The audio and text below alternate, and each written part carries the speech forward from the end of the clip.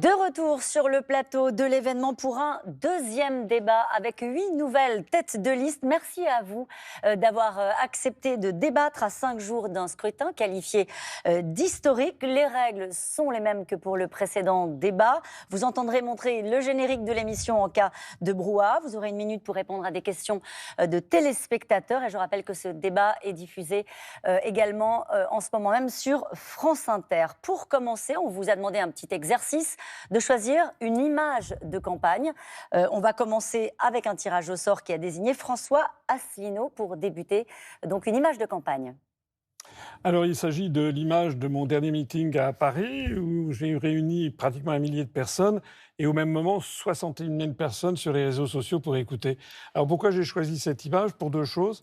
La première, c'est parce que les Français ne sont pas au courant que nous faisons des salles pleines à travers toute la France, qu'à Lyon j'ai fait 2 fois plus de monde que Madame Ayer et que Monsieur Attal. Donc tout ceci est tenu.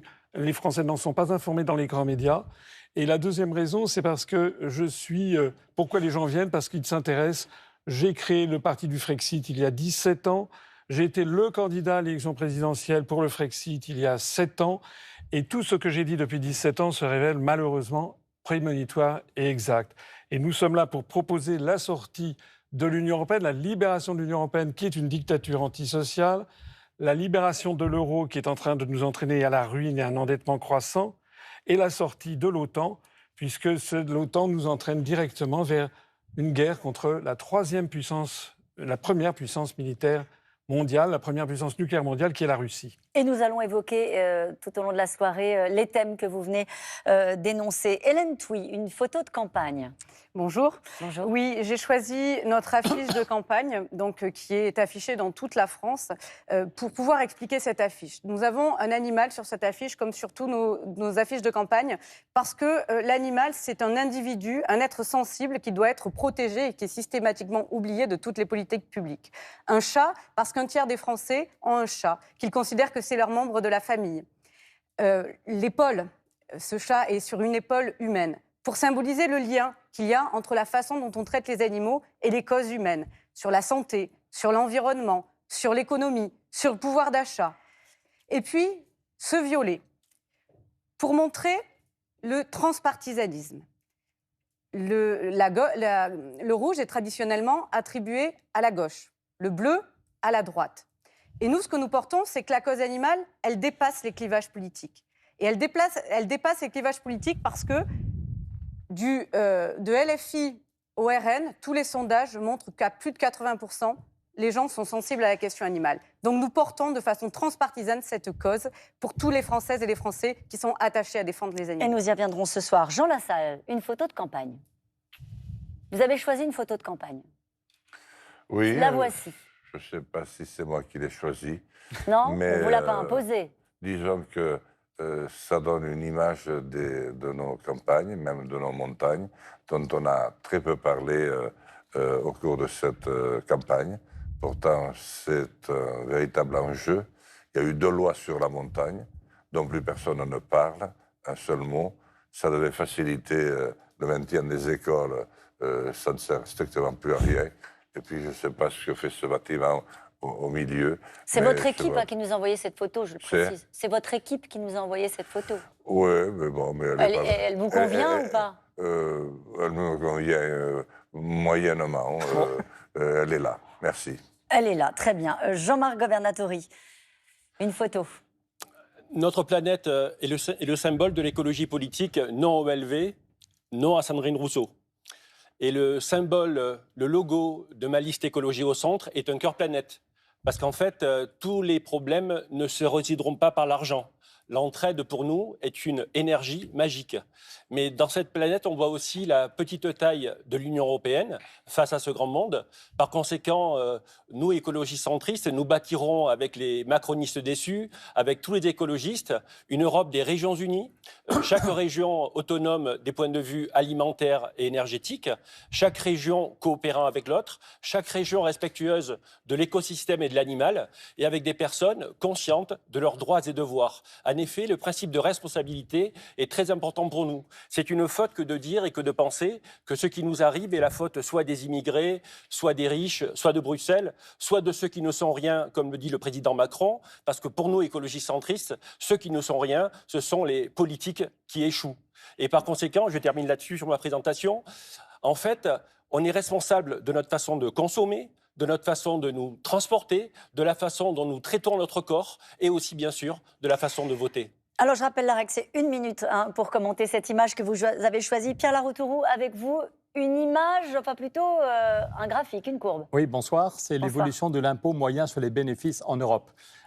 Toutes les semaines, Bruno Le Maire nous dit qu'il n'y a pas d'argent pour les retraites, il n'y a pas d'argent pour les hôpitaux, il n'y a pas d'argent pour l'éducation et pour la recherche. Mais en fait, il y a de l'argent. Il n'y a jamais eu autant d'argent dans les bénéfices, jamais autant d'argent sur les marchés financiers. Et simplement, on est dans une concurrence fiscale qui est folle. Quand j'étais petit, l'impôt sur les bénéfices était à 50%. On trouvait normal de laisser la moitié des bénéfices aux actionnaires et la moitié aller pour l'éducation, pour la santé, pour la recherche. Et puis, vous voyez, on est tombé à 19% en Europe. 19% seulement.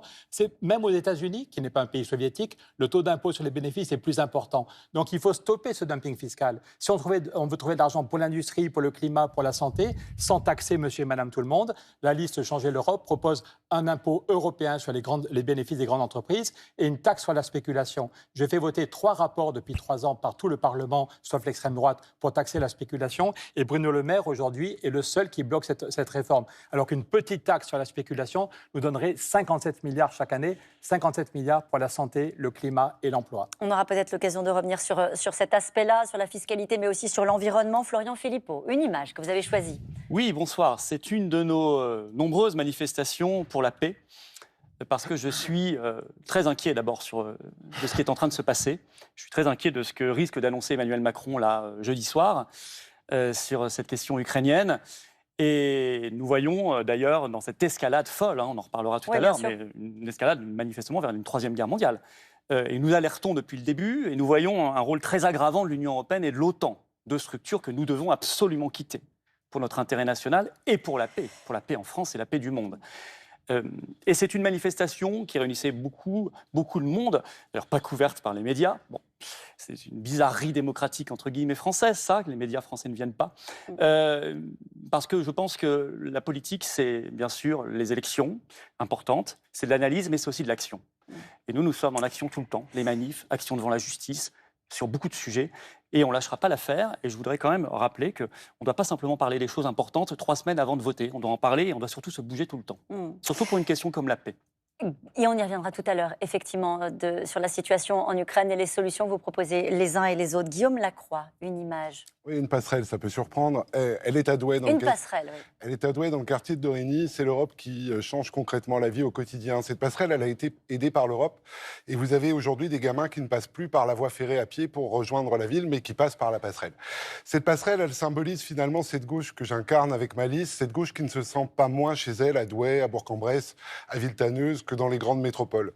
Elle représente cette liste composée de Lydie Massard, députée européenne bretonne et cuisinière de lycée, Patrick Molinoz, maire rural de Côte-d'Or. Cette liste composée de Juliette Méadel, ancienne ministre, composée de Philippe Meignet, agriculteur corse.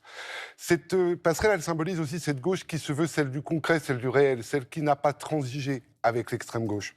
Notre liste, c'est une liste de gauche garantie 100% sans NUPES. Une liste de gauche qui n'a été ni LFI, ni hier, ni aujourd'hui, ni demain.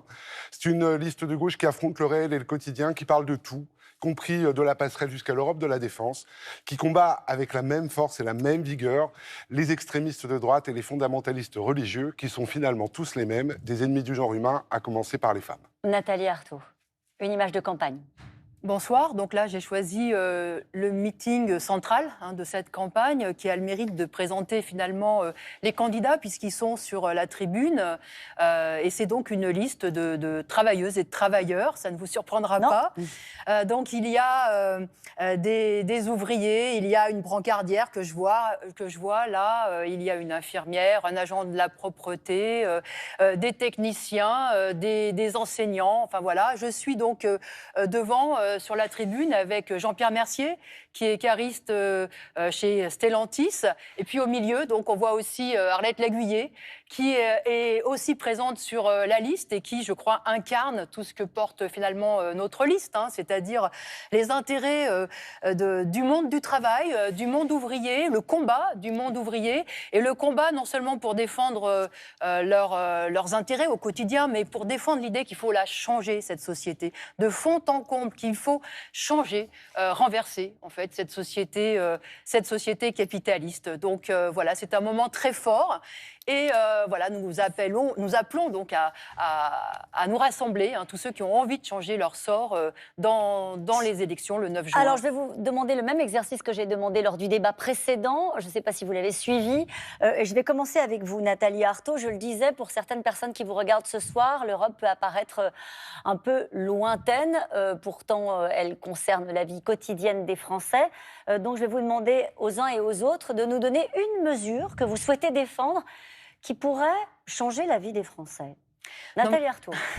Moi, je ne vais pas faire croire que l'on pourra changer la vie des Français du haut du Parlement européen. Franchement, j'ai écouté le débat précédent et j'ai trouvé que, enfin voilà, pour moi, c'est vraiment de la comédie. Voilà, c'est de la comédie. Vous dites ça ? Allez-y. Parce que nous expliquer que du haut du Parlement européen, on va baisser les factures d'électricité de 30% ou qu'on va mettre en place l'indexation des salaires sur l'inflation ou encore qu'on va finalement en finir avec les SDF, franchement, c'est de la comédie. Voilà, c'est un cirque politique, ça. La réalité, c'est que le Parlement européen, je dirais exactement comme le Parlement français, sont des paillassons.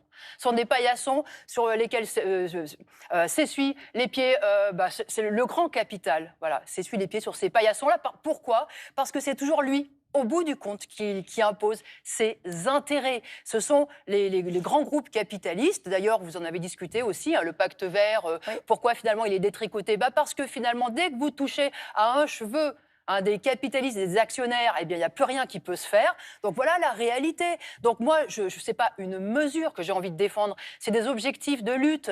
Il va falloir changer effectivement les choses, mais au travers d'un rapport de force, de lutte collective. Moi, effectivement, je vois aujourd'hui des femmes et des hommes des travailleurs qui triment dur, hein, qui ont la peur au ventre. La peur au ventre parce qu'ils ne savent pas s'ils vont réussir à payer leur loyer. Ils ont eu du mal à se chauffer cet hiver. Est-ce que vous dites, Nathalie Arthaud, Voilà. c'est que l'Europe ne peut rien pour eux ? Non, l'Europe ne peut rien pour eux et ce cirque électoral ne peut rien pour eux. En revanche, ils peuvent, eux, collectivement, changer les choses en se battant et en poursuivant un certain nombre d'objectifs. Oui, l'indexation des salaires sur les prix est un objectif. C'est-à-dire que c'est pas normal de voir aujourd'hui les prix alimentaires flamber alors que les salaires ne bougent pas.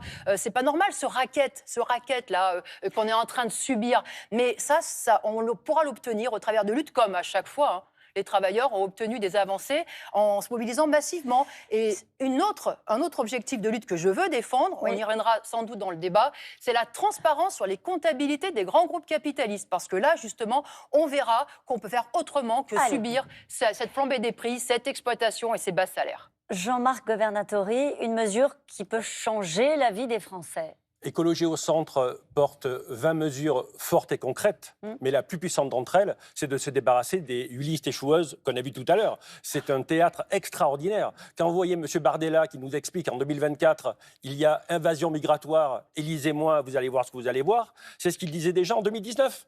C'est ce que Marine Le Pen disait en 2014. Imaginez-vous qu'un plombier fasse rien pendant 5 ans et qu'on l'appelle une fois encore. Mais c'est incroyable. Quand vous voyez M. Glucksmann, l'homme qui se trompe de 400 milliards, il veut financer son projet européen avec 400 milliards qui ne sont que dans sa tête. 200 milliards qu'il veut prendre aux oligarques russes. Moralement, c'est tout à fait audible, mais c'est impossible en droit. Ensuite, il veut taxer les ultra-riches de 200 milliards, mais l'Union européenne, c'est 20% du PIB mondial, donc ils iront se faire taxer ailleurs. La Macronie ne parvient pas à gérer la France. Comment voulez-vous qu'elle gère l'Europe ? Et quant à Marie Toussaint, alors là, c'est le pompon. Elle nous explique qu'en 2019, l'Union européenne, c'était l'ère des petits pas, et que maintenant, c'est l'ère des grands reculs, madame. Et enfin, je termine sur Marie Toussaint, elle nous explique que 100% des Français, c'est Marie Toussaint qui dit ça, que 100% des Français portent des substances toxiques à eux. Mais ils font quoi, Europe Écologie, depuis 40 ans ? Et elle fait quoi depuis 5 ans au Parlement européen ? Florian Philippot ? Si vous voulez, moi j'ai entendu effectivement dans le débat précédent chacun dire sa mesure. Ça n'a aucun sens. Ça n'a aucun sens de Mais ça dire n'a qu'on veut aucun aller se sens. battre au Parlement européen pour Et- porter une conviction, écoutez, une mesure. On a l'impression que c'était 8 rédacteurs de nouveaux traités européens. Il faut dire la vérité aux Français. Les traités européens, ils existent. C'est du droit supranational. Donc tous ces gens-là qui se présentent en disant « moi je vais faire ça », alors monsieur Abracada Bardella, cette petite baguette magique, d'autres personnes vont parler de la question sociale, écologique, migratoire, tout ce que vous voulez. Ils feront rien du tout, parce qu'ils ne peuvent pas le faire. Parce que tant qu'on est dans l'Union européenne, en réalité, tout ça, c'est du théâtre. D'autant plus que ce Parlement européen n'a aucune initiative législative. C'est la Commission qui a l'initiative à 100%, qui a le monopole d'initiative d'État. Donc la mesure, c'est le Brexit. Le choix, il est simple. Le vrai sens de cette élection du 9 juin, c'est quel courant politique on veut renforcer. Soit on choisit plein de variants du même virus européiste. Il y a le variant bleu marine, vert, rose, rouge, bleu reconquête, bleu Macron, ce que vous voulez. Soit on sort de l'Union européenne et là, je peux vous dire ce qu'on va faire concrètement. Par exemple, on quittera le marché européen de l'électricité, là on pourra le faire. Et on divisera par 3 pour les Français le prix de l'électricité. Par exemple, on pourra bloquer le futur traité de libre-échange Mercosur qui va revenir, qui met à terre nos paysans et qui nous met des trucs dégoûtants dans nos assiettes venus du bout du monde. Par exemple, on pourra arrêter le pacte migratoire, là vraiment. Vous voyez, toutes ces folies. On pourra arrêter les lois de censure Je peux résumer en disant la seule mesure de M. Breton, le règlement de censure des réseaux sociaux. Moi, je suis contre la censure, je suis pour la liberté. Vous voyez, là, on pourra faire beaucoup de choses, mais ça suppose d'abord de retrouver la main, et là, il n'y a pas d'autres 36 000 solutions. Et au fond, vous avez répondu. On sort de l'Union européenne, et là, on aura un débat démocratique digne de ce nom. Tout le reste, c'est du pipeau. Hein. Ellen Thuy, une mesure qui pourrait changer la vie des Français, en tout cas que vous souhaiteriez défendre. La mesure fondamentale, c'est de changer de modèle agricole. Le modèle agricole, c'est quelque chose qui est fondamental. C'est 1/3 du budget de l'Union européenne, la politique agricole commune. C'est 53 milliards par an. La politique agricole commune, c'est à la croisée de préoccupations majeures des Français. Le pouvoir d'achat, la santé, l'environnement, l'économie. Sur la question du pouvoir d'achat, 1/3 des Français ne mangent pas tous les jours à leur faim. Et parallèlement, on jette de la nourriture, on gaspille des ressources. Pour faire 1 kilo de protéines animales, il faut 7 kilos de protéines végétales.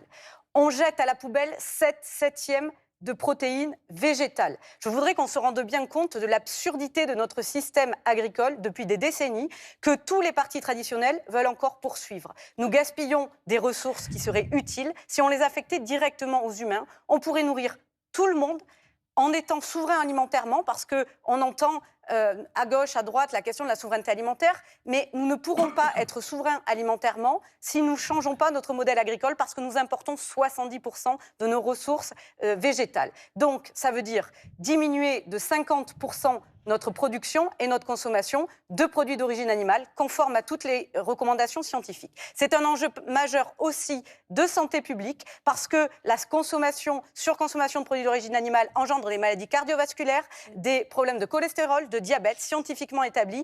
C'est 10% du budget, la santé publique, et donc c'est aussi un levier fondamental pour les Françaises et les Français. Pierre Laroturo. Faire baisser les factures, c'est tout à fait possible. Pedro Sanchez l'a fait en Espagne. Les factures les factures de la vie quotidienne. Des millions d'Espagnols ont vu leurs factures diminuer et ça marche en Espagne, pourquoi pas chez nous? Donc il a bloqué le prix de l'électricité, il a carrément supprimé la TVA à 0% sur tous les produits nécessaires à la vie quotidienne. Et pour ne pas faire de dette, il a taxé les super profits des banquiers et des pétroliers. Donc oui, Pedro Sanchez l'a fait. C'est exactement le contraire de ce que fait Bruno Le Maire.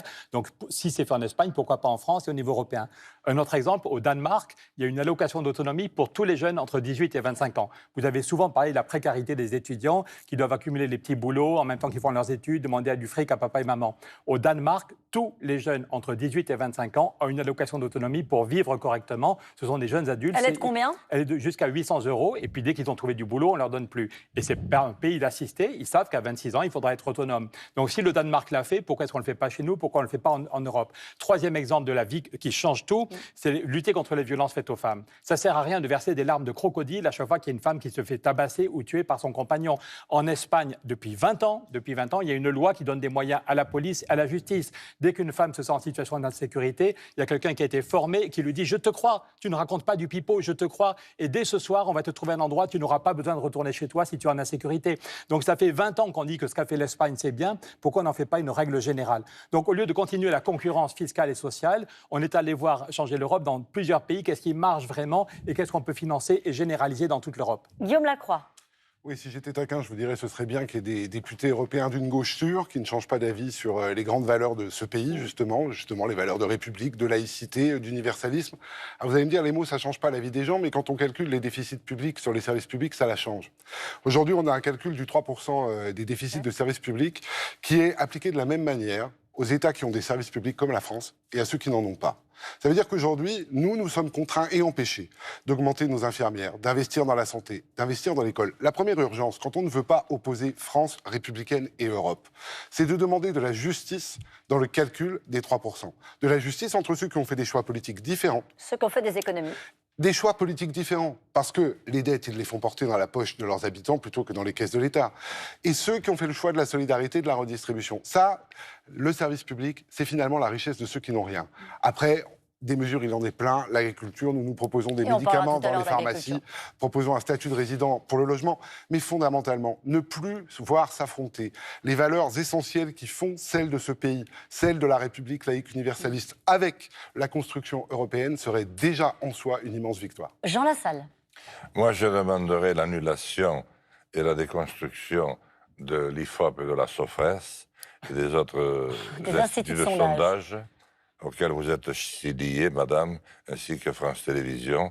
Après, qu'est-ce que vous voulez, j'ai passé une présidentielle où j'ai été systématiquement classé derrière le Parti socialiste et le Parti communiste, qui avait 3 fois plus de parole qu'eux, et au final, je fais 2 fois plus de voix qu'eux. Donc, tout ça est de la foutaise. Et après, je comprends que l'ancien patron de l'IFOP puisse écrire l'archipel français. Il y contribue largement. C'est une escroquerie intellectuelle et c'est un mensonge intellectuel pour lesquels il faudrait les poursuivre d'urgence et peut-être vous avec. Donc, c'est la mesure que vous proposez pour changer la vie des Français. D'accord. Ça les changera beaucoup. Très bien. François Asselineau. Écoutez, vous ne serez pas surprise de constater que je propose toujours la même chose depuis 17 ans, c'est-à-dire qu'il faut que les Français comprennent la nécessité absolue de sortir au plus vite de l'Union européenne, mais aussi de l'euro et de l'OTAN. On voit effectivement tous les 5 ans des candidats qui se présentent, chacun propose une solution et que toutes ces solutions reviennent en fait à considérer que l'Europe ne marche pas et qu'il faut la changer. Et ils proposent tous des propositions qui sont contraires aux traités européens. Alors, quand on fait l'addition de tout ça, on s'aperçoit qu'en fait, ils veulent tous le Frexit, sauf qu'ils n'osent pas le dire. Il faut absolument envoyer des députés de ma liste Asselineau-Frexit au Parlement européen pour renverser la table et pour imposer que le débat ait lieu. Ce débat, aujourd'hui, n'a pas lieu. Et je voudrais insister sur le fait que pour changer l'Europe, il faut avoir 27 signatures de gouvernement sur le même texte et 27 ratifications de parlements nationaux sur le même texte ou éventuellement de référendum. Ce qui donne 54 institutions pour changer les traités européens. Ça n'est plus possible. Oui. Et notez bien qu'à aucun moment les députés européens n'interviennent. C'est-à-dire qu'en fait, on voit une espèce de commedia dell'arte tous les 5 ans avec des candidats qui proposent de changer l'Europe alors qu'ils ne pourront rien faire du tout. Certains proposent de passer à la majorité qualifiée sur certains sujets, ça ne changerait rien. Nous ne sommes qu'un État sur 27, madame. Et il y a beaucoup d'autres États qui refuseront de la majorité qualifiée. Par exemple, les petits États comme le Luxembourg, Malte ou Chypre qui s'y refuseront avec la dernière énergie. Bien sûr. Et nous allons poursuivre cette discussion. On ne peut pas laisser attaquer l'Union européenne comme ça. Ah mais non, mais vous savez quoi? Vous allez pouvoir la défendre, mais dans un instant. D'abord, vous allez accueillir Guillaume Darey avec moi.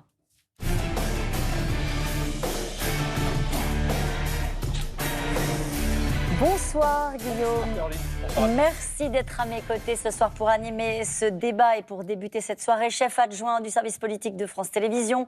Cette élection, on l'a un peu entendu ce soir, c'est l'occasion aussi de nous interroger sur l'évolution du rapport qu'entretiennent les Français, les Européens avec l'Union européenne. Oui, les responsables politiques. Ce qui était marquant dans le premier débat, c'est qu'on a vu qu'il y a fait finalement un point commun entre tous, c'est que plus personne désormais ne souhaite quitter l'Union européenne. On voit effectivement que c'est la même chose dans l'opinion.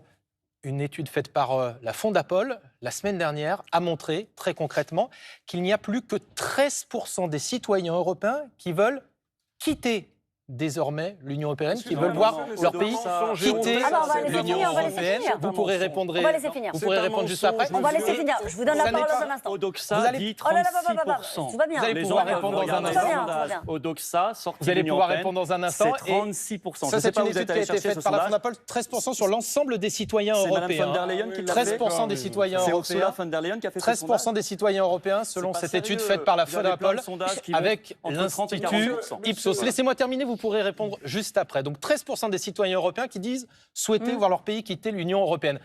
C'est pas parce qu'ils veulent pas quitter l'Union européenne qu'ils en sont pas d'ailleurs Non. extrêmement critiques. Et c'est ce qu'on voit dans de nombreuses études, notamment un eurobaromètre qui a été fait le mois dernier, qui montre que parmi les plus critiques d'ailleurs, ce sont nous, les Français, puisque seulement 27% des Français ont une opinion positive du Parlement européen. Alors je vais vous poser une question, vous êtes impatient de répondre. Est-ce qu'il faut justement, dans notre vie quotidienne, plus ou moins d'Europe pour que ça aille mieux? Alors, François Asselineau d'abord, et puis Florian Philippot, vous vouliez intervenir, Alors, et ensuite je donnerai la parole à tout le monde. Allez-y.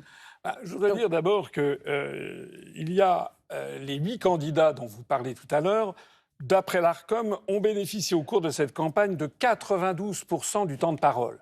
C'est-à-dire que 8% du temps de parole sont réservés aux 30 autres candidats. C'est une un répartition- scandale c'est une démocratique. répartition qui se C'est fait un en scandale fonction d'une démocratique. représentativité Non. et d'une Il n'y a dynamique de campagne. il n'y a aucun Bon. pays démocratique Mais au non, on monde vous où il y a écoute. une telle différence. Plus ou moins d'Europe?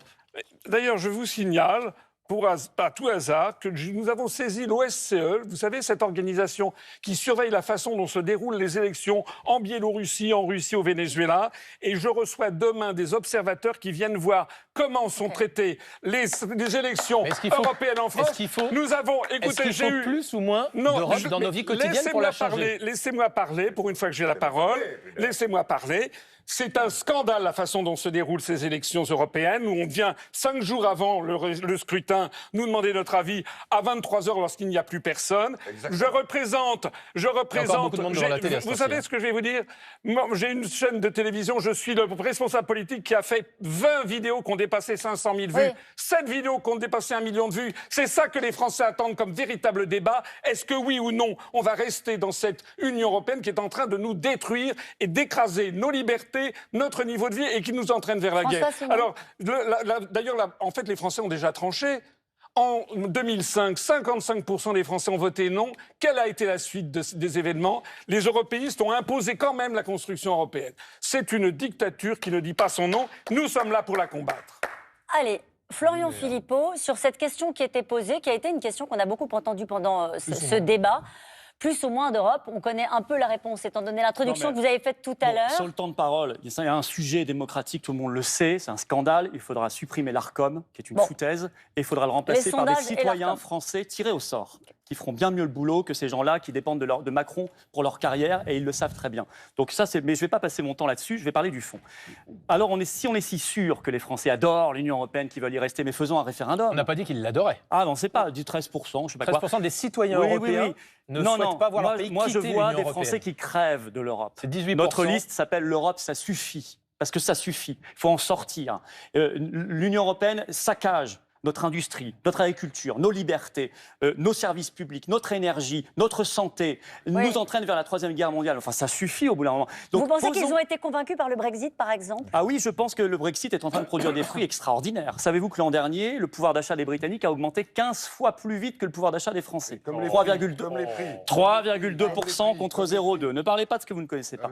Que le 1er Je vais vous avril, donner la parole dans un instant. le SMIC britannique a augmenté de 10%. Les SMICards français attendent toujours cette augmentation. Ils ne l'auront pas. Et le SMIC britannique est maintenant plus important que le SMIC français. Même en matière d'immigration, l'an dernier, l'immigration a commencé à baisser de 100 000, alors qu'elle monte chez nous. Et même en Italie, chez Mme Meloni, la grande copine de Marion Maréchal et Jordan Bardella. Donc, alors demandons aux Français. Si eux veulent rester dans ce machin. Moi, je vous dis une C'est ce que chose vous simple. proposez. Non, moi je dis une chose très simple. Tuons l'Union européenne avant qu'elle nous tue, parce que c'est son projet. Elle veut tuer la France. Elle veut rayer d'un trait de plume 2000 ans d'histoire. Je crois que ça mérite quand même un vrai débat. Alors, vous avez face avec à vous tous des les défenseurs Français. de l'Europe. On vous écoute. Peut-être Oui. Guillaume Lacroix, allez-y. Non, mais c'est quand même hallucinant d'avoir affaire à autant de défaitisme, de couardise aussi, parce que vous contraire. ressemblez à C'est tous vous ces qui ne croyez politiques. plus en la France, monsieur. Vous ressemblez à tous ces politiques qui, pendant 30 ans, nous ont dit c'est pas de notre faute, c'est Bruxelles, alors qu'ils y étaient eux-mêmes. On le paye Mais ils adorent aujourd'hui. Bruxelles. Et ça permet à vos discours de prospérer sans promettre aux Français comment on va s'en sortir. Parce que finalement, Mais vous êtes finalement, laissez-vous la possibilité de faire un débat. vous êtes des trouillards. C'est Vous passez votre temps À qui vous parlez de ceux qui disent en permanence il faut moins d'Europe, se retirer de l'Europe. Vous dites on ferme les volets, on ferme la porte, on se planque sous le lit, on vous dit pas comment on va manger, on vous dit pas comment on va vivre. Vous mentez aux gens à longueur de journée.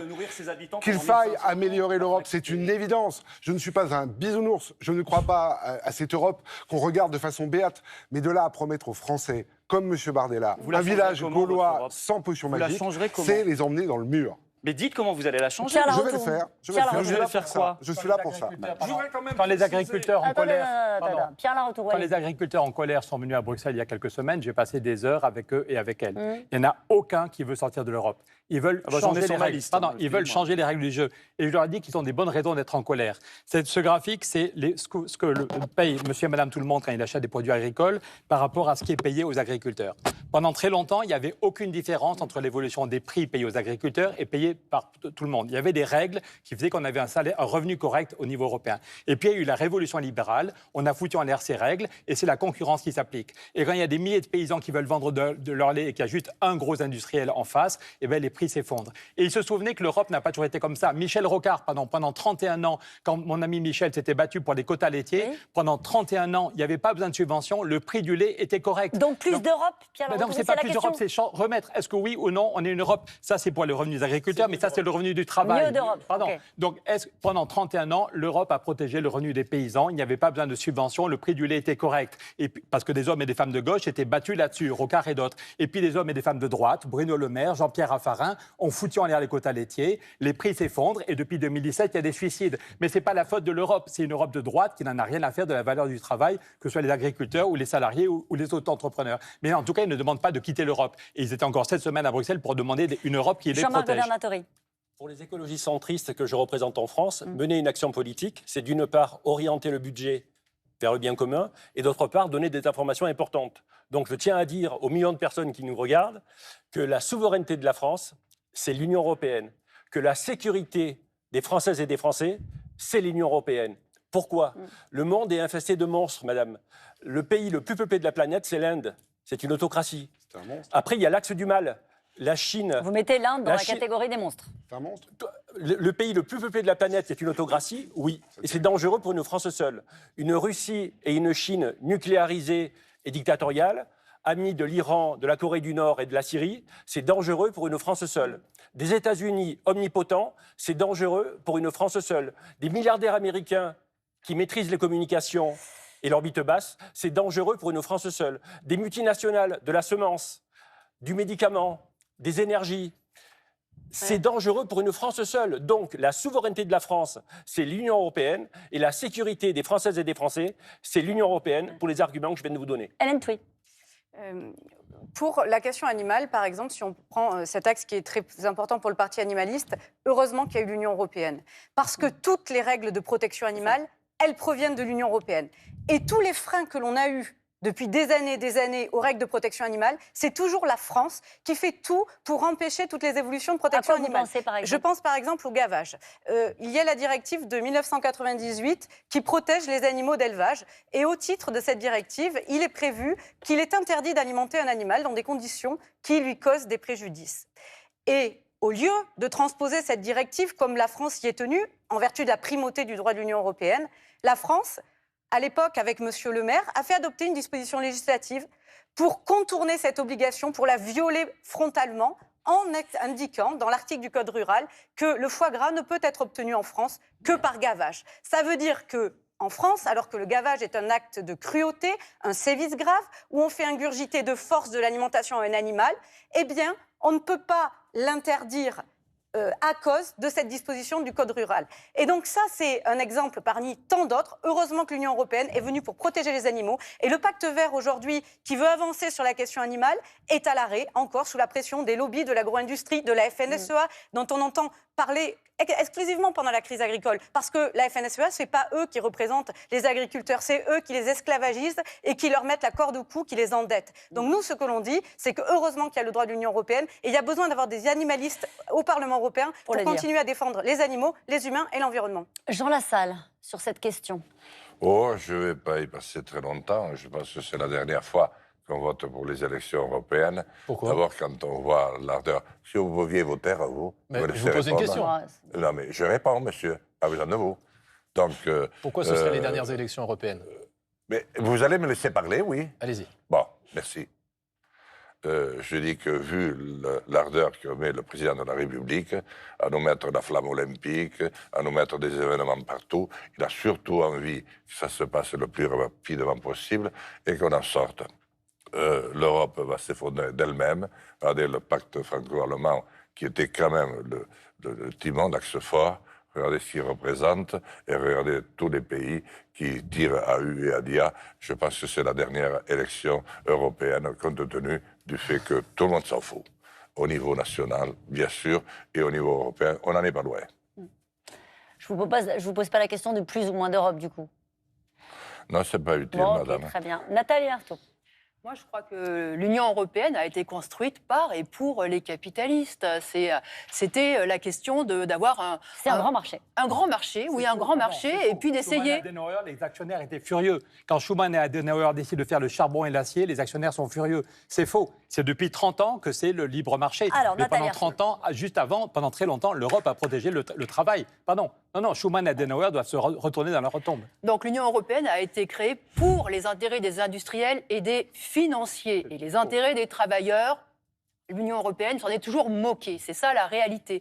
Mais pour nous, il n'y a absolument aucun intérêt de sortir de l'Union européenne capitaliste pour se barricader dans une France tout aussi capitaliste. Qu'est-ce que ça change quand on est ouvrier, quand on est aide à domicile? Les frontières n'ont jamais arrêté la rapacité patronale, elles n'ont jamais arrêté l'exploitation, elles n'ont jamais arrêté les licenciements, c'est ça la vérité. Et quand vous parlez de ça, pardonnez-moi, vous faites écho au débat sur l'immigration, par exemple? Non, je fais écho à ce débat. Est-ce qu'il faut rajouter des frontières? Est-ce qu'il faut sortir de l'Europe? Est-ce qu'il faut... Même par rapport à ce débat, parce que là, il y a un grand retour du souverainisme. Alors, il faut être souverain, donc se retrancher sur les frontières nationales, ou alors souverain à l'échelle de l'Europe. Mais moi, je ne marche pas là-dedans. Qu'est-ce que ça veut dire? Vous comprenez, quand on est un ouvrier, quand on est caissière, quand on travaille chez Amazon, ça veut dire quoi être souverain? On décide de quoi? Son salaire, de son emploi du temps, de ses congés? Est-ce qu'on a son mot à dire sur ce qui est le plus essentiel pour nous? Donc non, on est souverain de rien. Pardon. Moi, je pense que les travailleurs, ils seront souverains quand, en effet, ils se battront et quand leur vie ne dépendra plus de la décision d'un chef, d'un patron, d'un banquier ou d'un propriétaire. Voilà. Donc, voilà, moi, ma conviction, c'est que quand on est mal payé, si on est mal payé en euros ou en francs, on est mal payé. Donc le combat, il est amené à ce niveau-là. Vous êtes un petit peu en retard si vous voulez répondre à ce qui vient d'être dit. Oui, parce que je voudrais qu'on revienne sur les sujets qui concernent les Français, en fait. Parce qu'on peut avoir tous les débats philosophiques de la Terre, mais on est dans un pays et dans une Europe... Des salaires, des licenciements, c'est pas très philosophique. Madame Arthaud, vous avez raison, mais quand vous commencez à m'expliquer qu'un prolétaire sera plus heureux s'il n'y a plus d'État et plus d'Europe, je ne suis pas sûr que vous lui ayez donné à manger. Ce que je veux simplement dire par là, c'est qu'aujourd'hui, les Français se posent des questions sur l'Europe, et on le sent bien ce soir. Vous avez ici les ardents défenseurs de tout l'euroscepticisme du pays. Mais vous avez même, et c'est vrai, des Français qui croient en l'Europe et qui voudraient que l'Europe réponde. Quand il n'y a pas de paracétamol et d'amoxicilline dans nos pharmacies, quand 90% des pharmaciens étaient en grève la semaine dernière, et que nous, on arrive pro-européens en expliquant qu'il faut plus d'Europe, on peut comprendre qu'ils soient en difficulté pour nous écouter. Et c'est pour ça que nous avons, dans notre projet, mis comme premier point le fait de faire un Airbus du médicament. Le fait de dire qu'aujourd'hui, si on a su faire des avions ensemble, en dérogeant aux règles de la concurrence, en dérogeant aux sacro-saintes règles de l'ultralibéralisme, on a su être compétitif. Il faut l'être sur des sujets du quotidien. C'est à ce prix qu'on retrouvera la confiance des Françaises et des Français pour pouvoir parler de plus d'Europe que je souhaite évidemment. On voit que l'une des principales préoccupations de cette campagne et dans le débat, c'est la question aussi de l'immigration. Il y a un vote au niveau européen du pacte asile et migration. Qu'est-ce que vous proposez sur cette question-là, Jean-Marc Governatori ? Nous constatons, nous les écologistes centristes, que M. Glucksmann, Mme Marie Toussaint et M. Bardella vivent dans le monde parallèle. M. Bardella veut recevoir personne. Il y a 15 000 kilomètres de frontières terrestres. On ne va pas faire 15 000 kilomètres de murs. L'extrême gauche d'Europe Écologie et M. Glucksmann veulent recevoir tout le monde. C'est impossible et c'est criminel, parce que ces pauvres gens meurent dans un voyage compliqué sur la Méditerranée. Donc on ne peut pas rendre attractif un territoire qui n'est pas en capacité, à travers ses logements, ses hôpitaux publics et à travers ses écoles, de recevoir des personnes pour lesquelles on ne peut pas recevoir. Donc, nous aurions voté pour le pacte asile-immigration. J'observe que le RN a voté contre, que Glucksmann a voté pour et que Marie Toussaint d'Europe Écologie a aussi voté contre. Pardon, ils ont voté contre tous les trois, c'est incroyable. L'extrême droite a voté contre et 2 partis de gauche ont voté contre. Donc, nous, écologistes centristes, on travaille en amont. Évidemment, il faut revoir notre politique d'agriculture subventionnée qui va tuer les agricultures vivrières africaines. J'étais délégué de SOSL, je connais très bien ce sujet-là, parce que beaucoup de volontés migratoires viennent des malheurs économiques de ces pays-là et des problèmes du dérèglement climatique sur lequel nous apportons des réponses. Florian Philippot. Sur l'immigration, c'est vraiment le grand théâtre. Parce que, ah bon ? Oui, vous avez Mme Meloni en campagne qui disait, il y a 1 an et demi, avant d'arriver à la tête de l'Italie, qui disait « je vais mettre un blocus naval, je vais tout arrêter ». Et en réalité, bien sûr, elle est restée dans l'Union européenne, dans Schengen et dans la Cour européenne des droits de l'homme. Ça, c'est le triangle infernal, donc elle ne peut strictement rien faire. Enfin, elle le savait, donc elle a juste menti pendant les élections. Madame Maréchal, Monsieur Bardella mentent exactement de la même manière aujourd'hui aux Français. Moi, je pense qu'il y a beaucoup trop d'immigration. Pour arrêter tout ça, il faut retrouver les frontières nationales. Il faut pouvoir expulser qui on veut, quand on veut, et faire rentrer qui on veut ou pas, quand on veut. Aujourd'hui, toutes les dispositions de l'Union européenne, de la CEDH et de Schengen interdisent ce contrôle. Donc il faut quitter ces structures. C'est simple, c'est ce que dit notre liste et c'est extrêmement cohérent. Je voudrais ajouter une chose. Oui. Nous faisons aussi partir des gens de chez eux parce qu'il y a des guerres. Je pense à la Libye. Moi, j'étais contre la guerre de Libye en 2011. Une guerre épouvantable, américaine, Sarkozy, BHL, tout ça. On n'était pas beaucoup à être contre. Cette guerre a entraîné ensuite un afflux massif de migrants et de djihadistes.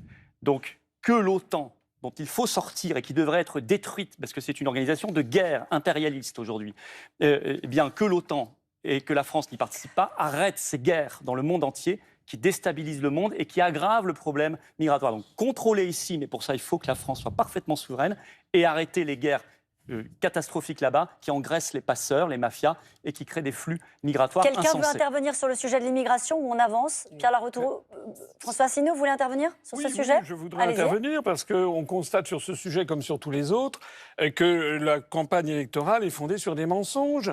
Il faut savoir que sur l'immigration actuelle, il y a 90% d'immigration qui est légale, qui est fondée sur des titres de séjour qui sont donnés par l'un des 27 États. Et la Commission européenne a dit que son objectif, si l'on reste dans l'Union européenne, c'est d'avoir 4 millions d'immigrés légaux par an. Et notez bien, je m'adresse ici aux électeurs de M. Bardella ou de Mme Marion Maréchal, écoutez bien ce qu'ils disent. Ils parlent de lutter contre l'immigration illégale, c'est-à-dire 10%. Et Mme Maréchal a déjà annoncé qu'elle siégerait avec son mari, qui d'ailleurs est italien, sur la liste Fratelli d'Italia, dans le groupe de Mme Meloni, qui a trahi ses électeurs, puisqu'elle avait dit qu'elle ferait un blocus naval. Elle n'a rien fait du tout. Elle a donné 452 000 nouveaux titres de séjour. Ça veut dire que si l'on reste dans l'Union européenne et dans l'euro, parce que l'euro est aussi un moyen de chantage des européistes par les politiques de la Banque centrale européenne, eh bien, nous n'avons plus les manettes, nous ne pouvons plus décider de rien de stratégique, en particulier sur les questions migratoires. Mais monsieur Asselineau, s'il n'y avait pas des travailleurs immigrés, il n'y aurait personne pour vous servir au restaurant. Il n'y aurait personne pour vous conduire. Il n'y aurait personne pour vous soigner. La réalité, c'est quand on parle d'immigrés, on parle de travailleuses et de travailleurs essentiels. C'est eux qui tiennent les hôpitaux. C'est eux, s'il y a les JO à Paris en 2024, ça sera grâce à leur travail. Madame Marteau, est-ce que vous êtes une démocrate ou pas ? Ce sont des travailleuses et ce sont des travailleurs. Ou pas ? Tous les sondages montrent que 75% des Français, y compris des Français d'origine immigrée récente, considèrent qu'il y a maintenant trop d'immigrés. Alors vous considérez que le peuple français n'a pas le droit de s'exprimer? Moi, je considère qu'un travailleur n'est jamais de trop. Un travailleur n'est jamais de trop. Quelqu'un qui a envie de se retrousser les manches, qui veut juste gagner sa vie, il n'est jamais de trop et doit pouvoir le faire. Dans les pays où ils sont nés, en effet, il y a la guerre, il y a la misère, ils doivent pouvoir bouger, ils doivent pouvoir Mais il y a circuler. quelque chose... Donc moi, je suis pour la liberté de circulation et Il y a un organisme de d'installation. l'ONU qui s'appelle le Haut Commissariat pour les réfugiés. Pourquoi est-ce que l'Europe serait toujours la seule et unique destinataire des réfugiés de guerre? Pourquoi est-ce que ces gens ne vont pas justement aux Émirats Arabes Unis, au Qatar, qui relèvent de la même zone géoculturelle? Pourquoi ils ne vont pas non plus dans d'autres pays comme le Japon ou comme la Taïwan? Parce que l'Europe et la France en particulier a colonisé S'il vous une bonne plaît. partie d'Afrique et a Guillaume donc Lacroix. a tissé un certain nombre de liens. On a compris voilà, vos divergences. Et on est liés maintenant dans un sort commun et c'est pas plus mal. On a compris vos divergences. Guillaume Lacroix, vous êtes en retard de temps de parole très largement. Si vous voulez intervenir sur ce sujet de l'immigration, sinon on avance. Oui, je veux bien. Allez-y. En disant qu'il faudrait arrêter les faux débats sur ces questions. D'accord. On a besoin, effectivement, aujourd'hui d'une immigration, tout le monde le dit. Que ce soit d'ailleurs en Italie ou ailleurs en Europe. Le problème, c'est pas le besoin ou non d'immigration, c'est la façon dont on accueille les gens, la dignité, c'est la façon dont ils peuvent travailler, c'est surtout la façon dont l'intégration fonctionne ou pas. Parce que si on a tout ce débat délirant depuis des semaines et des semaines sur l'immigration, c'est parce qu'on refuse d'affronter ce qui fait peur aux Français. Ce qui fait peur aux Français, c'est pas l'immigration. Ce qui fait peur aux Français, c'est ce qu'ils assimilent à l'immigration. Le défaut d'intégration. Le fait qu'ils demandent que celles et ceux qui vivent avec nous parlent le français, et c'est normal. Le fait qu'ils demandent que celles et ceux qui vivent avec nous comprennent nos valeurs, dont la laïcité, et c'est normal. Et qu'ils comprennent enfin que dans ce pays, l'extrémisme de droite comme le fondamentalisme religieux ne seront jamais tolérés. Si on répond à cela, on répond à beaucoup d'angoisse et surtout à beaucoup de complotisme autour de l'immigration. Si l'Afrique se disloque à cause du dérèglement climatique et par manque de développement économique, il n'y a aucune solution humaniste ou aucune solution concrètement à la question des réfugiés. Il y a 15 ans déjà, Jean-Louis Borloo avait un grand projet pour permettre l'accès à l'électricité pour 80% des Africains, pour qu'il y ait un développement économique. La plupart des gens qui sont prêts à mourir en traversant le Sahel et la Méditerranée, c'est pas pour le plaisir, c'est qu'ils n'arrivent plus à vivre dans leur pays. Parfois pour c'est la guerre, à cause du dérèglement climatique, manque de développement. Et Jean-Louis Borloo avait un super projet pour permettre le développement économique par l'électricité avec beaucoup moins de pétrole et de gaz. Et Macron lui a cassé les jambes au moment où il fait trouver des financements. Donc nous, on a rédigé un traité, la liste Changer l'Europe. On a un traité, article 1, article 2, article 3, comment mettre 300 milliards chaque année pour le climat et la biodiversité en Europe et en Afrique. La Banque centrale européenne a créé plus de 3 000 milliards depuis 8 ans, ce qu'on appelle le quantitative easing. Il y a eu plus de 3 000 milliards d'euros qui ont été créés par la Banque centrale, l'essentiel part sur les marchés financiers. Donc on montre comment cet argent peut être utilisé en France, pour la rénovation thermique, pour les transports en commun, pour l'agriculture, mais aussi pour permettre un développement économique de l'Afrique. Vous voulez intervenir, Jean Lassalle? C'est-à-dire compte tenu du retard que Oui, j'ai. c'est pour ça que je vous donne la parole. Allez-y. Bon, eh bien, nous vivons dans un monde archi-financiarisé, archi-mondialisé, qui aurait dû faire l'objet des principaux débats pour l'élection européenne. Il n'en a pas été dit un seul mot. La France a une situation singulière, compte tenu de son ancien passé colonialiste et du fait que la Méditerranée est de l'autre côté. Donc, nous avons effectivement un certain nombre d'immigrés, mais il y a les lois qui existent. Pourquoi ne les applique-t-on pas? Qu'est-ce qu'on attend? Deuxièmement, à Calais, Willy Schem, mon coéquipier de l'Alliance rurale, voit tous les jours des hommes et des femmes qu'on disperse, ils vont passer en Angleterre, et ils ne veulent pas rester là, et on ne fait rien. Et puis enfin, qui est-ce qui fait venir le plus d'immigrés? Mais c'est les pouvoirs publics, c'est l'État. Moi, quand je sortais de l'Assemblée nationale le matin, je voyais partir 200 femmes, 250, qui manifestement venaient d'autres régions du monde, et certaines avaient même un foulard islamique au moment où on en parlait. Elles étaient venues faire le ménage à l'Assemblée nationale. Donc la France appelle beaucoup d'immigrés aussi, mais ça, qui en a parlé? Personne. On va passer aux questions des téléspectateurs.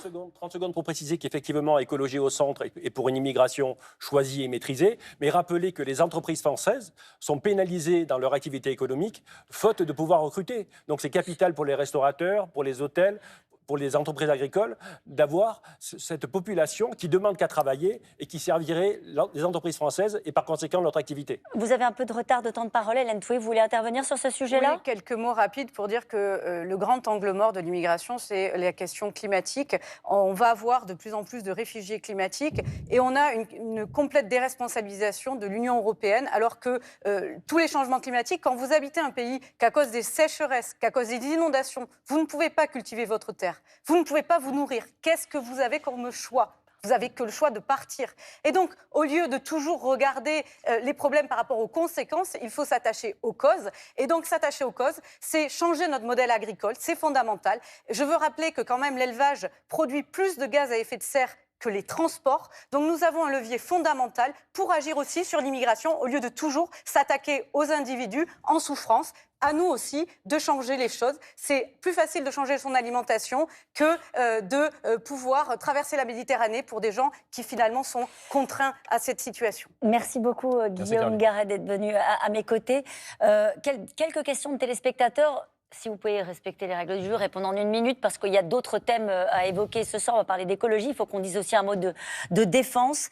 Une question pour Florian Philippot. Si modification des traités européens, quelles règles souhaitez-vous modifier ou supprimer? Jean-Paul à Bourgoin-Jallieu. Bon, la réponse est rapide. Je veux supprimer les traités européens, d'abord parce qu'il n'y aura pas de modification, parce qu'il faut les 27 pays d'accord au même moment, à la virgule près, sur le même sujet. Donc on va arrêter le délire. Et deuxièmement, leur seul projet actuel, je vous signale, je l'avais révélé dès le jour où il l'avait dit, le 30 novembre 2023. Monsieur Draghi, Mario Draghi a craché le morceau. Ils veulent transformer l'Union européenne en un État. Que les gens aillent voir ma vidéo de novembre 2023. Et donc faire disparaître la France comme État. Ça, c'est ce qu'il y a dans les tiroirs. C'est la seule réalité. Tout le reste, c'est faux. Donc soit on accepte ça et la France n'existe plus, soit on sort de l'Union européenne le plus vite possible et on recrée une espérance, un avenir, et notamment pour notre jeunesse. Question pour vous, Nathalie Arthaud. Les frontières nationales peuvent-elles protéger les citoyens français de la concurrence des États étrangers ou de l'arrivée de migrants? C'est Jean-Pierre Alaciota, qui est retraité, qui vous pose cette question. Non, mais moi, je ne vois pas du tout l'arrivée de travailleurs immigrés comme une menace. Voilà, encore une fois, ils contribuent pour une très grande part au fonctionnement de la société. Voilà. Alors après, est-ce que les frontières, elles peuvent nous protéger? Non, ça je l'ai dit et je l'ai redit. Et tous ceux d'ailleurs qui... Et ça, c'est vrai, c'est une constante de tous les autres candidats. C'est d'expliquer que le danger, voilà, c'est la concurrence internationale déloyale. Mais la concurrence, elle est aussi franco-française. Le problème pour les agriculteurs, les petits agriculteurs, c'est quoi? C'est aussi les transformateurs, c'est aussi les centrales d'achat, c'est aussi les banques qui les étranglent. Ce n'est pas seulement la concurrence déloyale, etc. Et moi, je ne suis absolument pas pour faire croire qu'il y aurait un petit paradis dans nos frontières. Dans nos frontières intérieures. Mais bien sûr que non. Pierre Laroutourou. Les capitalistes, ils sont pas moins, ils sont sans scrupules comme les autres, exactement comme les autres. Question pour vous, Pierre Laroutourou. Que proposez-vous pour améliorer l'accès aux soins pour tous les pays de l'Union européenne? C'est Anne qui pose cette question. Lutter contre la concurrence fiscale. J'ai commencé par un graphique qui montre comment il n'y a jamais eu autant de bénéfices, jamais autant d'argent sur les marchés financiers. Je suis député sortant, rapporteur général du budget, et peut-être que vous vous souvenez, j'ai fait une grève de la faim pendant 18 jours au Parlement. C'est rare un député qui fait 18 jours de grève, parce que j'ai la preuve que c'est la France qui bloque la taxe sur les transactions financières. Et c'était pour la santé, pour le climat et pour l'emploi. La numéro 2 sur ma liste a 24 ans, elle est dans une école à Rennes pour être directrice d'hôpital ou d'EHPAD, et l'autre jour, elle me racontait à quel point elle était choquée. Quand il faut trouver de l'argent pour un scanner en centre-ville, on va couper de l'argent dans les EHPAD et il y a des personnes âgées qui auront une douche toutes les semaines ou une douche tous les 15 jours. Donc les marchés financiers, tous les mois, les marchés financiers battent des nouveaux records et Bruno Le Maire refuse une taxe de 0,1% sur les marchés qui nous donnerait 57 milliards. C'est juste scandaleux. C'est pas un problème, pardon, c'est pas un problème de taxe, c'est juste est-ce que l'Europe est au service des banquiers et des milliardaires ou est-ce que l'Europe est le bon niveau pour mettre la finance au service du bien commun? Question pour François Asselineau, une question de Claude à Marseille. Pourquoi est-ce que vous ne faites pas une liste commune des souverainistes? On vous la pose souvent, cette question? Oui, c'est une question banale. Si vous voulez, j'ai créé un parti il y a 17 ans, et puis comme toutes les idées qui deviennent dans l'air du temps, elles suscitent des émules. Donc j'étais la seule liste en 2014, en 2019, on avait 2 ou 3. Maintenant, il y en a 5 ou 6. Il y en a d'ailleurs qui protestent dehors parce qu'elles ne peuvent pas entrer. Donc voilà, en règle générale, les gens préfèrent l'original à la copie. Allez, j'accueille à mes côtés Sandy Dauphin, de nouveau. Sandy, merci de me rejoindre. Je rappelle Je rappelle, Sandy, que vous êtes en charge des questions d'environnement à France Inter, Bonsoir, qui diffuse mesdames. ce débat en intégralité ce soir. Je vous le rappelle, dans cette campagne, on a beaucoup entendu qu'il faudrait choisir entre écologie et économie. Oui, donc j'ai une question à vous poser sur la transition écologique qui suscite des crispations. Les Français s'inquiètent. Changer de voiture, de chaudière, installer des panneaux solaires ou encore rénover son logement pour consommer moins d'énergie, ça coûte cher. Alors, il y a des aides publiques, c'est peu connu, mais l'Europe subventionne des dispositifs comme MaPrimeRénov'. À Bruxelles, il y a aussi un fonds social pour le climat, pour aider les familles et les entreprises les plus vulnérables. Alors, est-ce déjà le rôle de l'Europe? Et si oui, est-ce suffisant pour accompagner les Européens? Et puis, surtout, quelles sont vos propositions pour concilier défense du pouvoir d'achat et lutte contre le dérèglement climatique? À vous, Jean Lassalle, cette question. Vous avez un retard de temps de parole. Est-ce qu'elle vous intéresse, cette question? Oui. D'abord, je trouve votre nouvelle coéquipière bien plus agréable que celui qui est parti. C'est pas dommage. Bon. Deuxièmement, moi, je répondrai sérieusement à votre débat quand il sera sérieux.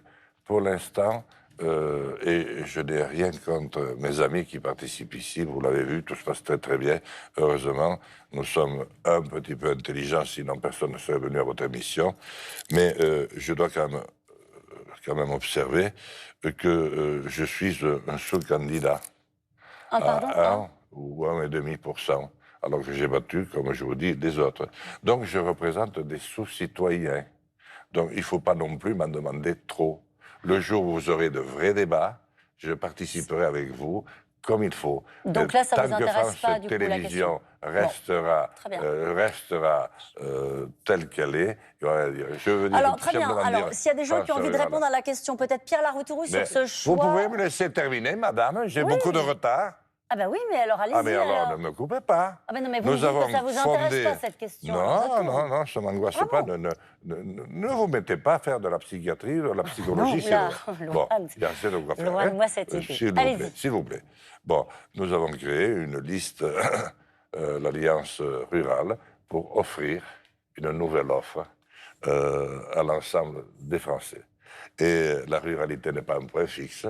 La ruralité s'adresse aussi au 16e arrondissement, où il y a, chacun a un arrière-grand-père qui vient de la campagne.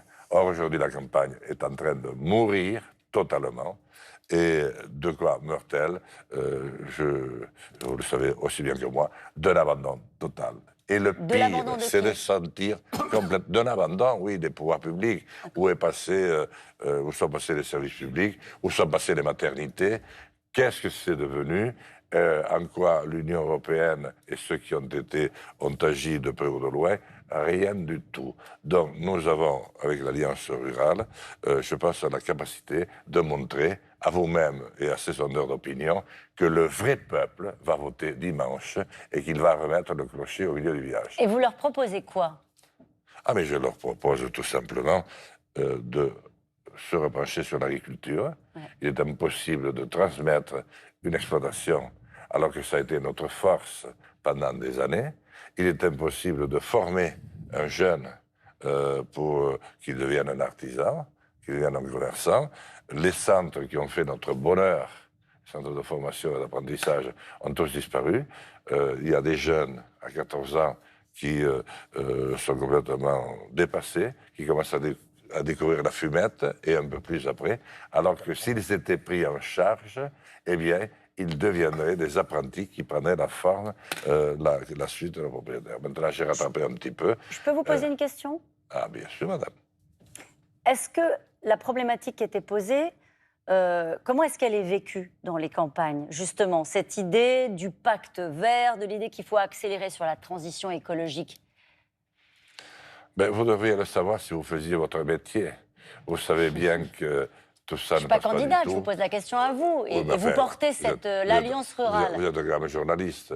Écoutez, le fait d'être pris pour un salaud parce que vous avez un moteur diesel dans nos campagnes, ça ne fait plaisir à personne. Hein. Donc il faut ralentir sur le pacte vert. Et quand on ment aussi impunément qu'on le fait avec les batteries électriques, avec le lithium qu'il faut acheter aux Chiliens, qui veulent nous vendre des pommes, etc., etc., nous mentons comme des arracheurs de dents. Alors, le jour où le débat redeviendra s'il doit être, je reparlerai. Allez, Jean-Marc Gobernatori. Donc, une décision non écologiste a des inconvénients collatéraux. Et une décision écologiste a des avantages collatéraux. Par exemple, une décision non écologiste, c'est effectivement la voiture électrique qui a été voulue par les dirigeants macronistes et par Europe Écologie, parce qu'une voiture électrique, c'est une batterie électrique, par conséquent du manganèse, du cobalt, du nickel et du lithium, qui sont très polluants à l'extraction, qui sont très mauvais pour les pauvres gens qui peuvent extraire. Et ensuite, quand la prévision est de transformer nos 30 millions de véhicules thermiques qui roulent chaque jour sur les 40 millions qu'il y a en France en véhicules électriques, ben ça veut dire qu'on va devoir produire ces voitures-là, et chaque voiture requiert 35 000 litres d'eau douce. Donc c'est aussi un problème d'eau et de dépendance de la France par rapport à l'extérieur. Et nous voulons l'autonomie, parce que le maître mot de notre campagne, c'est l'autonomie. Une décision écologique, c'est par exemple le covoiturage, qui est donc une décision écologiste, et par conséquent, elle a des avantages collatéraux. Ça crée du lien social, ça réduit les bouchons, ça réduit les pollutions, et ça crée du pouvoir d'achat. Et pour résumer, puisque j'ai peu de temps, semble-t-il, quant à la politique ça va, écologique, donc... on ne le dit jamais, la première mesure écologiste, madame, c'est l'éducation à l'environnement. C'est la base de la base, l'éducation à l'environnement, parce que si nous additionnons de multiples petits gestes des entreprises et des particuliers, ça fait beaucoup avancer la cause écologique. Ça, c'est la première mesure. La seconde mesure, c'est l'économie circulaire, dont on ne parle jamais. L'économie circulaire doit devenir l'économie reine en France. On répare tout, on recycle tout, et là encore, c'est du lien social, moins de pollution et plus de pouvoir d'achat. Il y a des directives à Bruxelles sur le recyclage, justement, sur l'économie circulaire. Mais ces la directive s'arrête à l'action finale. Donc actuellement, au niveau européen, l'industrie n'utilise que 11% de produits recyclés. C'est incroyable qu'après 40 ans d'Europe Écologie et de partis écologistes supposés à l'Europe, 89% des produits utilisés par l'industrie européenne ne sont pas des produits recyclés. Donc il y a un vrai problème de reconnaissance de l'économie circulaire. Alors, Guillaume Lacroix est très en retard. Allez-y. Oui. D'abord, j'en viens aussi de ces territoires, il faut qu'on arrête de les faire passer que pour des mouroirs. Moi, j'en croise des jeunes agriculteurs qui s'installent, j'en croise des entreprises qui se créent, j'en croise des femmes et des hommes qui croient en leur territoire et qui voient les difficultés, qui voient, je ne te bouscule pas, je te le dis par amitié, qui voient les choses aussi se dégrader. Le service public qui a disparu, j'en ai parlé tout à l'heure, les bistrots capus dans les villages, c'est vrai, mais il y a aussi une vitalité. Ce que je veux dire aussi, quand même, c'est que aujourd'hui, cette écologie telle qu'elle est conçue, elle paraît souvent complètement déconnectée. On parle aujourd'hui de mix énergétique, mais on ne met pas en valeur, par exemple, le fait qu'en Europe, on est en train de rapatrier les panneaux photovoltaïques en France. C'est le projet carbone. On parle en Europe de la rénovation thermique des logements, mais par exemple, il n'y a aucune politique du logement réellement dans le pacte vert. Aujourd'hui, les femmes et les hommes qui travaillent dans les métropoles et les zones touristiques ne peuvent pas y résider. Ils sont obligés de vivre à 1 heure, à 2 heures, à prendre leur voiture, à se faire ensuite, et tu as raison, à se faire agresser, attaquer sur le fait qu'ils sont obligés de prendre les voitures. Créer un statut de résident qui vous donne un droit de priorité pour acheter votre domicile principal dans ces zones tendues. Ça pourrait être un volet intelligent, supplémentaire, un volet logement qui ne soit pas que de l'argent, qui vienne aider ceux qui doivent et peuvent rénover leur logement au plan thermique. Être sur une logique de mode de vie, une logique d'ensemble, qui prenne en considération finalement ce que nous sommes. Des êtres imparfaits, mais qui essayent de s'améliorer, et qui essayent seulement aussi parfois de supporter les contraintes. Et que quand on doit parler d'environnement et d'écologie, il faut parler harmonisation des normes. Moi, je pense, par exemple, aux producteurs de pommes du Limousin. Les producteurs de pommes en France, on leur a demandé de produire sans néonicotinoïdes. On avait raison. Dans les compotes de nos enfants, il y a des pommes qui viennent d'Europe, pas de pays hors Europe, qui ne respectent pas ces règles. C'est une concurrence déloyale de production, c'est aussi dangereux pour nous. Donc si on veut être crédible, comme j'essaye de l'être sur cette défense de l'Europe, il faut parler des sujets des gens.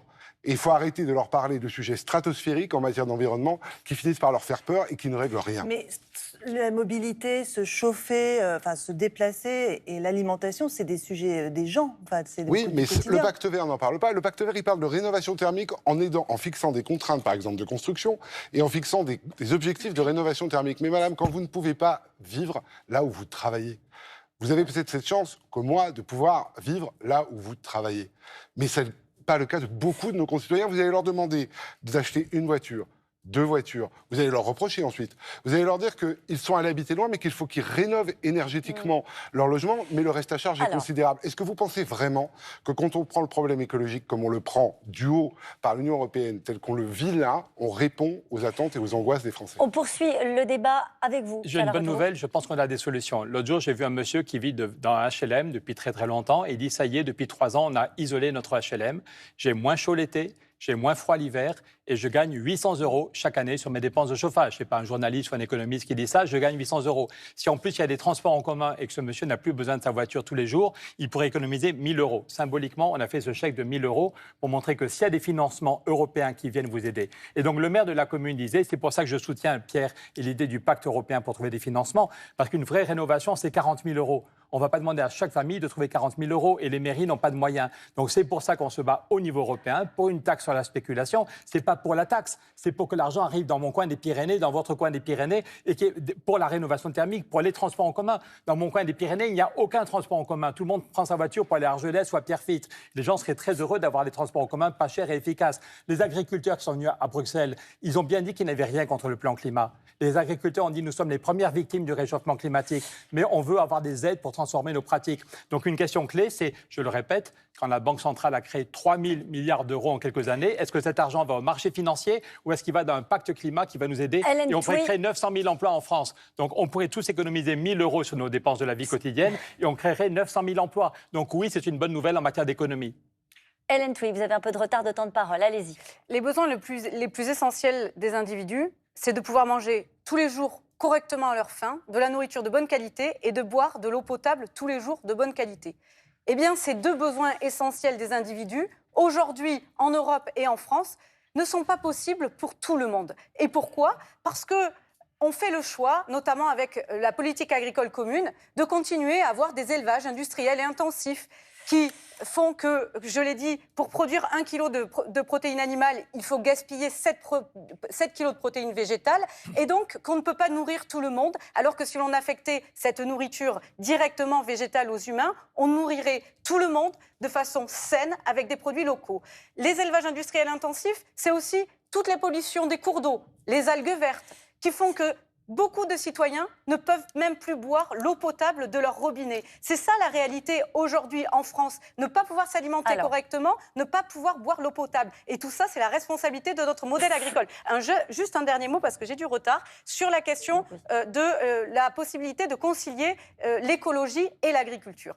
Il est très important, dans le cadre notamment des règles de l'Union européenne, de pouvoir les concilier. Il ne faut pas aller vers le bas. On veut une Europe vertueuse pour les animaux, pour les humains et pour l'environnement. Et tout ça, c'est possible par 2 moyens, les clauses miroirs et les mesures miroirs pour empêcher les produits extérieurs à l'UE qui ne sont pas vertueux sur l'environnement, les humains, les clauses sociales et l'environnement, de les faire rentrer avec à la charge des pays tiers, de prouver qu'ils respectent ces normes. Et l'autre problème, et j'en termine là, parce que je suis de la campagne, j'habite et je travaille à la campagne, moi aussi je suis une rurale, et je rencontre les éleveurs, les agriculteurs qui ont toutes ces difficultés, c'est les concurrences déloyales inter-UE, et effectivement il faudra modifier les traités pour permettre aux États de protéger les agriculteurs les plus vertueux.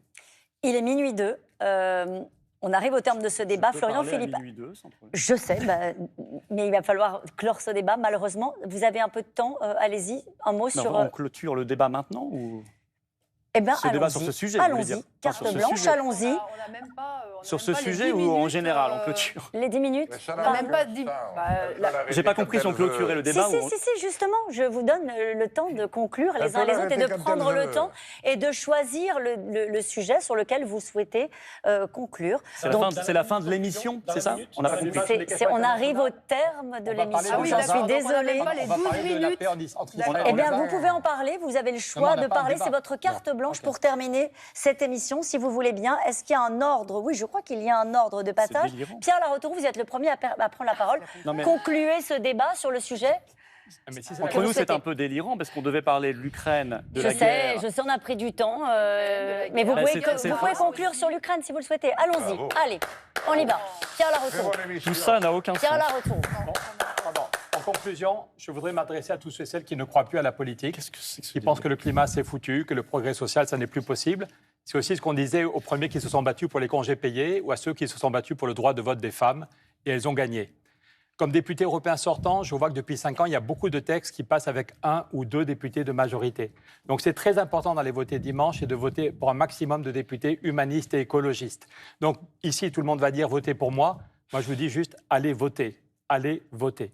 Et puis le combat continue après dimanche. Le combat continue évidemment parce qu'on est des millions à vouloir vivre heureux, à vouloir un nouvel équilibre entre le travail et la vie personnelle. Et la semaine de 4 jours, 32 heures, sans baisse de salaire, oui, c'est possible et on va tout faire pour l'obtenir. On va continuer à se battre pour l'allocation d'autonomie. Au Danemark, tous les jeunes ont une allocation d'autonomie. On va se battre pour la taxe sur la spéculation. Donc rejoignez-nous, le combat continue. Venez sur changerl'Europe.com, changerl'Europe.com et je suis persuadé que tous ensemble, on peut arracher de très belles victoires. Guillaume Lafroy. Le 9 juin, nous allons être amenés à nous prononcer sur les représentants que nous voulons avoir et ce que nous voulons qu'ils disent au Parlement européen parmi les représentants de 27 autres pays. La liste Europe Territoire Écologie sont des femmes, des hommes, vous l'avez compris, qui vivent avec vous, pas seulement au moment des élections. Ce sont des gens qui vivent dans les régions, qui sont même attachés aux identités régionales, des femmes et des hommes qui sont élus locaux, citoyens, des femmes et des hommes surtout, qui n'ont pas varié dans leurs engagements. C'est une gauche, une vraie gauche, la vraie gauche qui est de retour et que nous vous proposons de faire entendre au Parlement européen, celle qui parle République, celle qui emploiera le mot de laïcité dans une Europe qui n'en parle jamais, celle qui parlera d'universalisme, celle qui parlera d'une Europe qui se renforce pour que la France se renforce.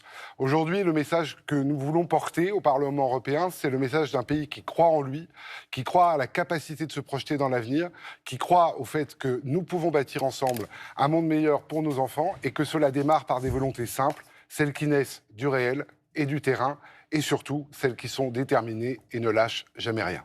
Un mot de conclusion pour vous, Jean Lassalle? Oui, c'était un débat catastrophique, absolument indigne de la France, absolument indigne de France Télévisions et de vous. Moi, je veux simplement dire que l'Alliance rurale va proposer d'organiser un processus de résistance à Bruxelles ou à Strasbourg pour sortir de cette triste affaire dans laquelle nous sommes engagés. Mais par pitié, il est minuit, nous sommes des petits candidats, nous représentons des sous-électeurs. Ayez au moins un petit mot pour eux, vous, la télévision nationale. Mon Dieu, que c'est triste de participer à cette émission. Merci à vous. Mot de conclusion pour vous, François Asselineau. Oui, je dirais en conclusion que c'est dormir toute la vie que de croire à ses rêves. C'est un proverbe chinois que j'aime bien.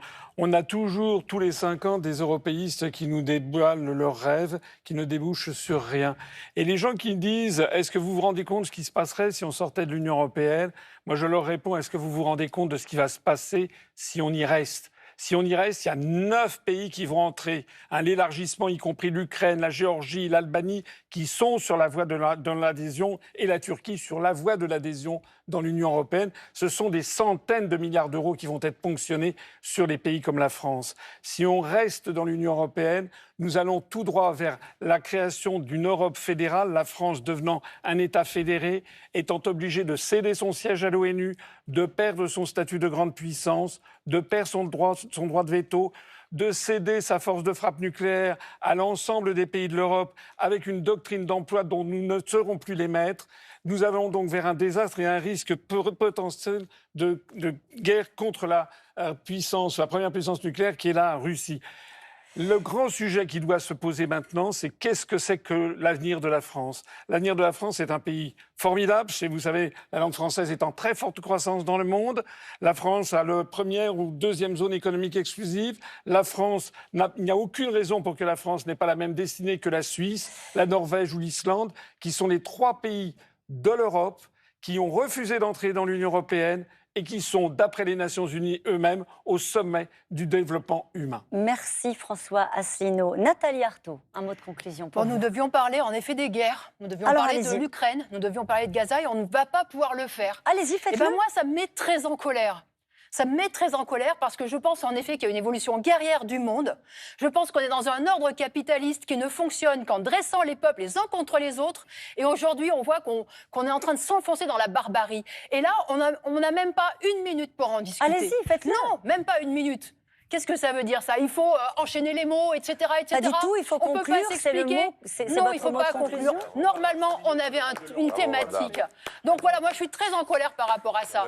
Alors oui, moi je pense en effet que ça fait partie des catastrophes. Il y a la catastrophe climatique, mais il y a cette catastrophe guerrière. Parce que la réalité, c'est que nos dirigeants, ils sont en train de nous préparer une 3e guerre mondiale. Ils ont déjà provoqué 2 guerres mondiales, et là, on va directement vers une 3e. Alors, ça méritait plus que 30 secondes. Plus que 30 secondes. Alors, moi, je vais quand même conclure, parce qu'apparemment, nous, notre mot d'ordre, c'est « Travailleurs de tous les pays, unissons-nous ». Pourquoi? Parce qu'il faut lutter contre ce nationalisme, contre ce racisme, contre ces guerres-là qui arrivent. Voilà, et il faut s'unir, oui, pour se défendre au quotidien, mais pour changer toute cette société. Parce que ça, c'est l'ordre capitaliste, c'est même pas l'Union européenne, c'est pas la France, c'est l'ordre capitaliste qui règne à l'échelle du monde qu'il faut changer. Et moi, ce que je veux dire, et je terminerai là-dessus, c'est que oui, on peut le changer. Il faut que les travailleurs reprennent confiance dans leurs forces, parce que les travailleurs, ils font tout le travail, ils la font fonctionner, cette société, et ben, il faut qu'ils la dirigent, parce que c'est comme ça qu'on remettra effectivement la société sur ses pieds. Florian Philippot. Mais Pardon, Jean-Marc Gobernatori, pardonnez-moi, Ah, Jean-Marc Gobernatori, excusez-moi. Pas de souci, pas de souci. Dans ces élections, il y a 38 têtes de liste. Sur ces 38 têtes de liste, 5 têtes de liste ont dépassé les 5% lors des dernières élections européennes et régionales. 4 têtes de liste qui étaient dans le premier débat et moi-même. C'est pourquoi j'aurai des députés dans quelques jours, puisque j'ai déjà fait ça dans la région PACA, qui est la région qui vote le moins écolo de France. Et d'ailleurs, à cette occasion, le réseau Action Climat, qui est la référence française en termes écologiques, avait classé mon programme comme meilleur programme environnemental. D'autre part, je voudrais dire que pour la première fois depuis 1979, une liste alternative a le même budget électoral que les listes conventionnelles que je qualifie moi de listes échoueuses. Ce qui nous donne un grand espoir pour le score de dimanche, d'autant que nous portons un projet de société qui démontre que écologie égale pouvoir d'achat, égale santé et égale plein emploi. Mais je ne peux pas conclure sans parler des 2 grands oubliés de cette campagne, à la fois dans le premier débat et aussi aujourd'hui. D'une part, les personnes en situation de handicap et les aidants. Ça représente 150 millions de personnes dans l'Union européenne, 20 millions de personnes en France, mais aussi les travailleurs de nuit dont on ne parle jamais, madame. Il y a en France 4 millions de travailleurs de nuit, 30 millions dans l'Union européenne, qui sacrifient leur vie pour nous, qui mettent en cause leur espérance de vie, qui sont plus souvent malades que les autres. Et je pense que l'accent doit être mis par la puissance publique, d'une part sur les personnes en situation de handicap et leurs aidants, mais aussi les travailleurs de nuit. Florian Philippot. écoutez, si la France vous fait vibrer le cœur, vous ne pouvez pas accepter qu'elle reste dans l'Union européenne, parce que c'est horrible. L'Union européenne, c'est un monstre technocratique complètement corrompu. Je le sais parce que je suis le seul qui a porté plainte en France contre Ursula von der Leyen. C'est en ce moment-là, sur l'affaire des 35 milliards d'euros de contrats avec Pfizer. Et d'ailleurs, Jean Lassalle, j'aurais aimé que vous me donniez les preuves, parce que je pense comme vous que Macron n'a pas été vacciné, mais vous dites que vous avez les preuves et on ne les a pas. Donc j'aimerais que vous... J'ai promis. J'espère, on en reparlera, mais j'espère que vous les donnerez, parce que beaucoup de victimes attendent tout ça. Le moment venu, cher ami. Mais non, maintenant... Quand vous avez une parole... Maintenant, il y a trop de gens qui souffrent. Alors, je vais reprendre. Vraiment, Jean Lassalle, donnez-les. Vous avez fait votre beurre là-dessus. Non, je n'ai pas fait mon beurre. Je protège des gens qui souffrent beaucoup. Allez-y, Florian Philippot. L'Europe, par ailleurs, nous mène à la guerre, à la 3e guerre mondiale. C'est prévu, c'est écrit. Attention, ce n'est pas un jeu vidéo. Hein. Là, on va vers la guerre. On va envoyer des instructeurs militaires, on dit qu'on peut en bombarder le sol russe, etc. Ça, c'est l'Union européenne, c'est l'OTAN. Donc il faut quitter tout cela. L'Union européenne, corrompue, nous ruine. Et nous ruinera encore plus demain quand il y aura l'Ukraine et tout cela. Elle nous désindustrialise, elle tue nos agriculteurs. Et vous savez, elle n'est pas bonne, Madame Touy, pour les animaux. L'Union européenne, parce qu'elle fait le libre-échange total. On entasse les bêtes. Vous avez mis un petit chaton. C'est sympathique, j'aime bien les chatons, mais c'est très marketing. Ce que vous auriez dû montrer, c'est les animaux qui souffrent à cause de l'Europe. Et il y en a plein. Ils remplissent les camions qu'on va chercher au Brésil, en Ukraine, etc. Tout à fait. Et par ailleurs, il y a une possibilité de retrouver un avenir, c'est de sortir de l'Union européenne. Alors je dis une chose simple. Nous, on est la seule liste de rassemblement souverainiste. Il y a 3 mouvements sur ma liste. Il y a des résistants. Nous sommes les seuls qui avons agi pendant le Covid pour protéger nos enfants, défendre nos libertés, les travailleurs suspendus. On s'est battu aussi, on se bat sur la paix. On fait des grandes manifs, des dizaines de milliers de personnes pour le Frexit. Et vous avez commencé par là. Donc on bouge. Et je dis une dernière chose. N'oubliez pas le 9 juin que c'est une élection proportionnelle à un seul tour. Proportionnelle intégrale. Il n'y en a pas beaucoup en France. L'enjeu n'est pas de savoir si vous aurez 28, 30 ou 32 eurodéputés RN. Ça ne changera rien. Par contre, si vous avez 5 ou 7 députés frexiteurs, ceux de ma liste, l'Europe, ça suffit. alors ce sera un coup de tonnerre en France et dans tout le monde entier, parce qu'on se dira, ça y est, la France veut reprendre en main son destin et ce sera merveilleux. Merci Florian Philippot. C'est à vous, Hélène Touy, le mot de la fin. Je vous remercie. Moi, les quelques secondes de conclusion que j'ai, je vais les consacrer à parler des animaux. Ceux qui sont toujours oubliés dans toutes les politiques publiques et qui sont au cœur de notre engagement. Je ne vais pas vous égrener toutes les horreurs que l'on fait subir aux animaux, les abandons, ces animaux tués à la chasse, dans les corridas, ceux qui sont entassés, mutilés dans ces élevages intensifs et industriels, les 3 millions d'animaux terrestres que l'on tue chaque jour dans nos abattoirs en France. Par contre, je vais vous montrer un objet qui illustre ce que l'on fait subir aux animaux. Ça, c'est un anneau anti-tété. C'est mis sur les naseaux des veaux, comme ça, et il y a des pics tout autour. Et ces pics, ils servent pour empêcher le veau d'aller téter sa mère. C'est-à-dire que quand il se rapproche de sa mère pour téter, les pics blessent la mère et la mère repousse son veau. Cet objet, il symbolise à lui seul, et beaucoup tant d'autres du même acabit, que lorsque les animaux sont en cause, nous n'avons aucune limite. Nous leur faisons tout subir. Et c'est pour ça que le parti animaliste a été créé en 2016, pour les défendre, eux qui sont tout le temps oubliés. Et c'est pour ça que nous voulons aller au Parlement européen pour les défendre. Les animaux, ils ne peuvent pas voter. Vous le pouvez. Alors dimanche, chaque voix comptera pour défendre les animaux. Dimanche, votez pour le parti animaliste. Merci à vous tous. Merci Sandy de m'avoir accompagnée. Merci aux équipes de France Télévisions, aux journalistes et qui m'ont permis de réaliser cette émission ce soir. Merci à vous d'avoir accepté de débattre à mes côtés. Bonne soirée sur France 2 et puis rendez-vous pour la soirée électorale. Ce sera le 9 juin aux côtés d'Anne-Sophie Lapix et de Laurent Delahousse. Belle soirée.